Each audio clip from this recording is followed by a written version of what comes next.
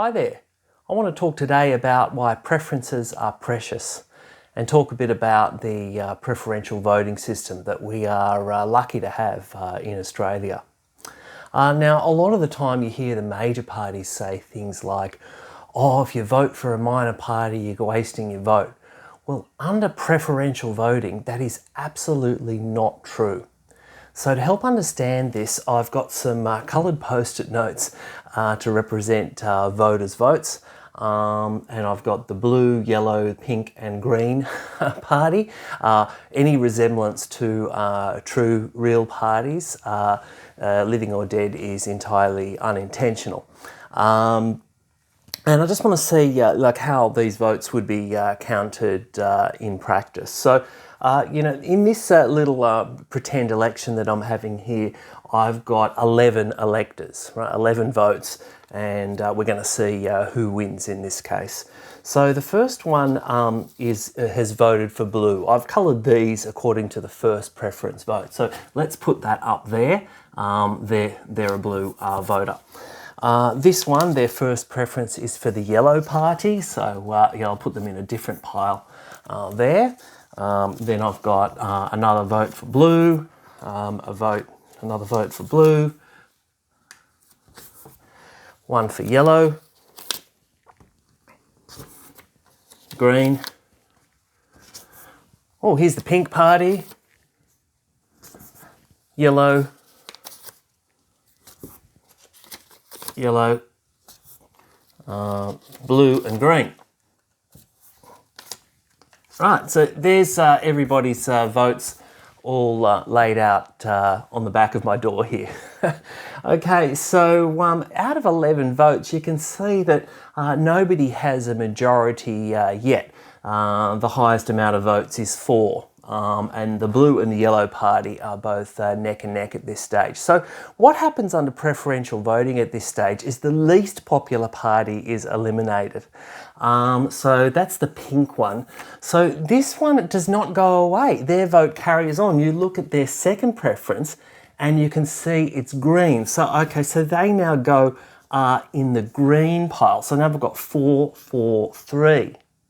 Right, and still out of 11 votes, no team has an absolute majority, which would be 6 out of 11, wouldn't it? So the process continues. So now the Green Party is eliminated. So let's see how they fare. Well, this top vote for the Greens, their second preference went to pink. Now pink's already been eliminated, so we skip that, and they go down to yellow. So they're now in the yellow pile. Okay. They voted green, blue, okay, so they're now in the blue pile. And look, we've got 5-5 here. It's neck and neck. And so this vote almost in a sense holds the balance of power. So they voted pink, that's been eliminated. They voted then green, well, that's been eliminated. Now they're voting yellow down at their third preference. They go down there. And as you can see, they've now got 6 votes. So now the yellow party wins. Okay, so that's how preferential voting works. And that just shows, you can see none of the votes were taken off the board. They are all still there.